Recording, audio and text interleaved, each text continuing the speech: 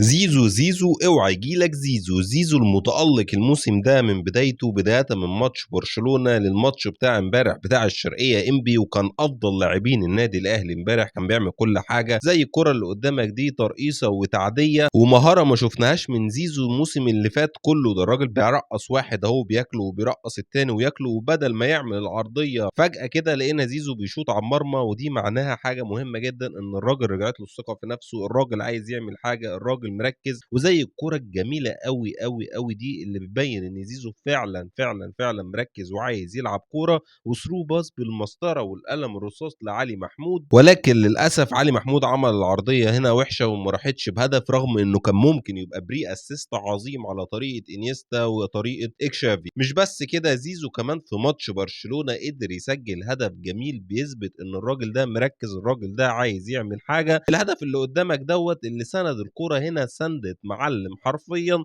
والسنده هنا هي نص الجول، السنده هي كل الجول. سند الكرة، راح حط الكرة بشماله في اقصى الزاويه على الارض، صعب على حارس المرمى عشان تحك كده في العارضه وتروح في الجون عشان ياكد هدف للنادي الاهلي في مرمى برشلونه. احمد سيد زيزو وبدايه سيزون مختلفه تماما تماما تماما عن الموسم السابق. خدها مني على ضمانتي، احمد السيد زيزو هو هداف الدوري السنه دي ان شاء الله، ربنا يبعد عنه الاصابات مع النادي الاهلي. الراجل ده واضح جدا في كل لمساته انه الراجل نازل مركز، نازل عارف هو عايز ايه. مسجل هدف امبارح، مقدم مباراه ممتازه زي الكورتين اللي وريتهم لك، وفي غيرهم وغيرهم وغيرهم. انا بالنسبه لي امبارح كان هو نجم ماتش الاهلي مع مروان عطيه، وبعديهم اشرف بن شرقي.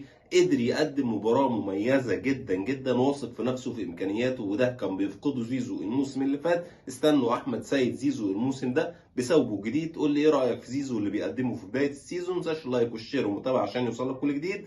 وبس كده، سلام.